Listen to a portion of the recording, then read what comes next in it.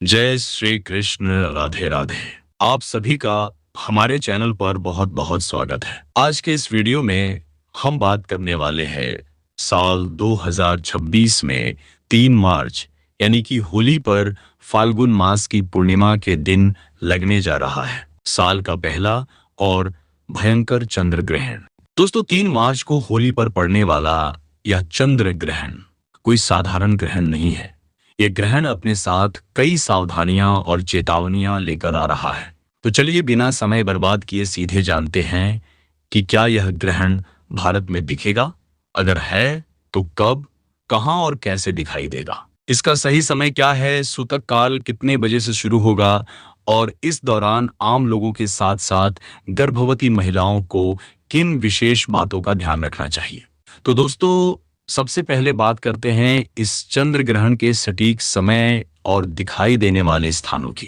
3 मार्च 2026 को लगने वाला ये चंद्र ग्रहण भारत के साथ साथ एशिया, ऑस्ट्रेलिया और प्रशांत महासागर के कई क्षेत्रों में दिखाई देगा। दोस्तों, हमारे भारत में यह ग्रहण शाम के समय यानी कि जैसे ही आपके शहर या गांव में चांद निकलेगा उसी समय से दिखाई देने लगेगा और इसलिए 3 मार्च को लगने वाला यह चंद्र ग्रहण पूरे भारत में मान्य होगा और पूरी तरह से मान्य होगा।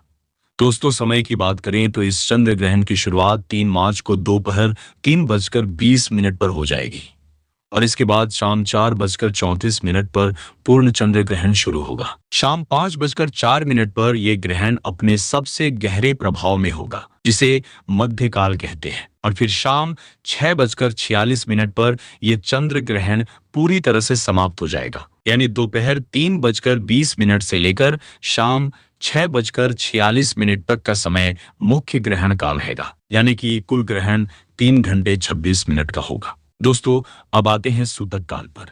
शास्त्रों के अनुसार चंद्र ग्रहण का सूतक ग्रहण शुरू होने से ठीक 9 घंटे पहले लग जाता है।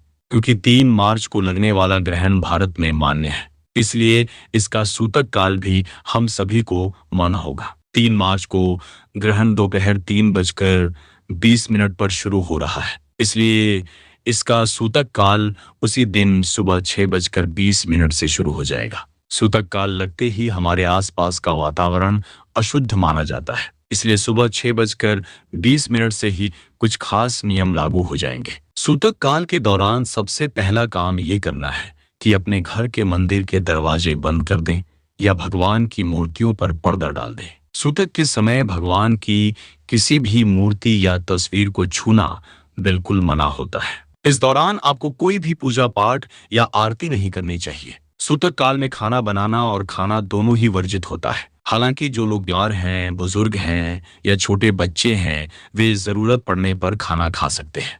इसके अलावा विवाह, मुंडन, सगाई या गृह प्रवेश जैसा कोई भी शुभ काम इस दिन बिल्कुल नहीं करना चाहिए। सूतक लगने से पहले यानी सुबह 6:20 से पहले ही आपके घर में जो भी पीने का पानी है, दूध, दही, घी या बना हुआ खाना है, उसमें तुलसी के पत्ते या कुशा घास जरूर डाल दें। ऐसा करने से ग्रहण का बुरा असर खाने पीने की चीजों पर नहीं पड़ता है। ग्रहण के समय किसी को भी सोना नहीं चाहिए। सोने की बजाय आप एक जगह बैठकर अपने मन में भगवान के नाम का जाप करें, भजन करें या कीर्तन करें। इस समय किया गया भगवान का ध्यान सबसे ज्यादा फल देता है। अब बात करते हैं गर्भवती महिलाओं की, क्योंकि ग्रहण का सबसे ज्यादा असर गर्भ में पल रहे बच्चे पर पड़ सकता है। गर्भवती महिलाओं को सूतक काल और खासकर ग्रहण के समय दोपहर 3:20 से शाम 6:46 तक अपने घर के अंदर ही रहना चाहिए। भूलकर भी घर से बाहर ना निकलें ताकि ग्रहण की रोशनी आपके ऊपर ना पड़े। इस समय गर्भवती महिलाओं को सुई, कैंची, चाकू, ब्लेड या कोई भी धारदार चीज बिल्कुल नहीं छूनी चाहिए। सब्जी काटना या कपड़े सिलना जैसे काम भी इस समय ना करें। सुरक्षा के लिए आप अपने पेट पर थोड़ा सा गेरू या हल्दी का लेप लगा सकती हैं। यह एक सुरक्षा कवच का काम करता है। ग्रहण के समय घबराएं नहीं, बस शांति से बैठकर मन ही मन भगवान कृष्ण का, शिव जी का या अपने इष्ट देवता का नाम जपें। शाम 6:46 पर जब चंद्र ग्रहण पूरी तरह खत्म हो जाएगा, उसके बाद भी कुछ काम करने बहुत जरूरी है। ग्रहण खत्म होने के तुरंत बाद आप नहा लें हो सके तो नहाने के पानी में थोड़ा सा गंगा जल मिला लें। नहाने के बाद पूरे घर में गंगा जल छिड़क कर घर को शुद्ध करें। अपने घर के मंदिर की सफाई करें, भगवान को स्नान कराएं और नए कपड़े पहनाएं। ग्रहण के बाद दान करने का बहुत बड़ा महत्व होता है। आप अपनी श्रद्धा और हैसियत के हिसाब से चावल, चीनी, दूध या सफेद कपड़ों का दान किसी जरूरतमंद को कर सकते हैं। इसके बाद ही ताजा खाना बनाकर खाएं। एक बहुत जरूरी बात उन लोगों के लिए जो 3 मार्च को पूर्णिमा की पूजा करते हैं। 3 मार्च को स्नान और दान वाली फाल्गुन पूर्णिमा है, लेकिन जैसा कि मैंने बताया, सुबह 6:20 से ही सूतक लग रहा है। इसलिए जो लोग पूर्णिमा की पूजा, सत्यनारायण भगवान की कथा या कोई हवन करना चाहते हैं, वे सुबह 6:20 से पहले ही अपनी पूजा खत्म कर लें।